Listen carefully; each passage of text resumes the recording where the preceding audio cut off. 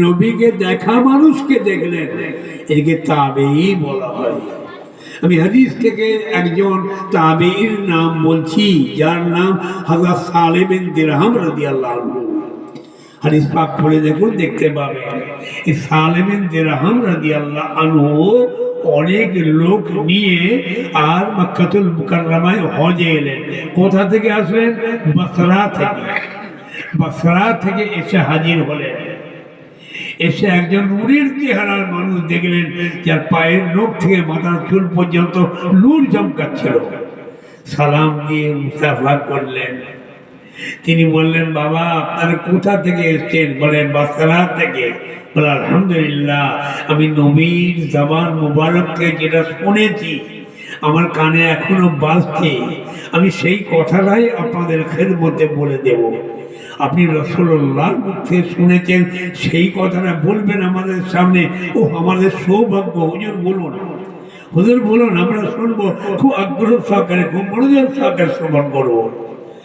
আল্লাহ নবী বলেছিলেন, বাবা আমি নিজের কানে শুনেছি, নবী নূরের জবান দিয়ে ঘোষণা দিয়েছিলেন, বসরা একটা শহর আছে যার নাম হলো ওবাল্লা শহর। এই শহরে একটা মসজিদ আছে, যে মসজিদটার নাম হলো মসজিদুল আশরার। ওই মসজিদের তলে আল্লাহর শহীদ বান্দারা আরাম ফরমাতেন। উপরে মসজিদ হয়ে গেছে, লোকেরা জানে না, জানে না, জানে না। কিয়ামতের দিনে ওই শহীদ বান্দারা হাসর ময়দানে উঠবেন, আর আমার 14 জন সাহাবা যারা বদর যুদ্ধে শহীদ হয়েছেন, এনারা উঠবেন। একসঙ্গে মুলাকাত হয়ে যাবে, একসঙ্গে দেখা হয়ে যাবে। বিচারের পরে একই সঙ্গে তারা জান্নাতে চলে যাবে। তাই বলে দি বাবা, আপনারা যখন দেশে যাবেন মসজিদে আশরারে যাবেন। মসজিদে আশরারে যে সাল্লা রাকাতাইনে আও আরবা, এটা হাদিসে এসেছে, সাল্লা রাকাতাইনে আও আরবা। ওই মসজিদে আশরারে গিয়ে 2 রাকাত বা 4 রাকাত নফল নামাজ পড়বেন। নফল নামাজ পড়ে ওই মসজিদের তলে যারা শহীদ বান্দারা দাফন হয়ে আছেন, ওনাদের একটু সওয়াব নিশানি করে দিবেন। নামাজের সওয়াবটা আল্লাহ এই মসজিদের তলে যারা শহীদের শুয়ে আছেন, আল্লাহ ইনাদের সওয়াবটা পৌঁছে দেন। এই কথা বলবেন।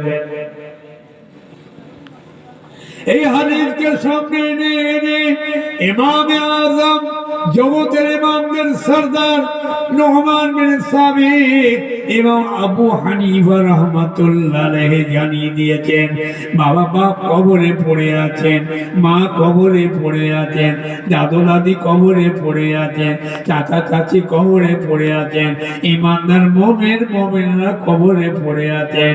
বাবা দান করো, খায়রাত করো, কোরআন শরীফ পাক তেলাওয়াত করো, কালমা শরীফ পাক তেলাওয়াত করে তাদের রুহে সওয়াব নিশানি করো। ওই রকম 2 রাকাত 4 রাকাত নফল নামাজ পড়ো, তাদের রুহে সওয়াব নিশানি করবে। ওটা থাকবে, হ্যাঁ, সওয়াব নিশানি করবেন বাপের রুহে, মায়ের রুহে, হ্যাঁ, চাচা চাচি দাদি ইমানদারদের রুহে সওয়াব নিশানি করবেন। বলা হলো, হাদিস থেকে বলা হলো। তারা বললো, হুজুর আমরা তো বুঝতে পারলাম যা বললেন, আপনি আমাদের পরিচয় নিলেন, আমরা তো আপনার পরিচয় পেলাম না, আপনি কি? বলে আমি রাসূলুল্লাহর একজন সাহাবা, আমার নাম 3টে নাম। ইসলাম আসার আগে, ইসলাম আনার আগে, ইসলাম কবুলের আগে আমার নাম ছিল আব্দুল শামস। ইসলাম আনার পরে, ইসলাম কবুলের পরে আল্লাহ নবী আমার নাম আব্দুর রহমান দিয়েছিলেন। পরে একটা ঘটনা চক্রে আল্লাহ নবী আমার নাম পাল্টে আবু হুরায়রা দিয়েছিলেন। আমি আবু হুরায়রা রাসূলুল্লাহ সাহাবা তোমাদের সামনে হাজির আছি। বাবারা, তাই বলি আজকের সওয়াব রেসানের মাহফিল গো, ইসালে সওয়াবের মাহফিল। হ্যাঁ, বাপ মা মাই মুরব্বী যারা কবরে পড়ে আছেন তাদের কাছে আমরা ঋণী, আমরা ঋণী, বুঝছেন? আমরা তাদের কাছে ঋণী।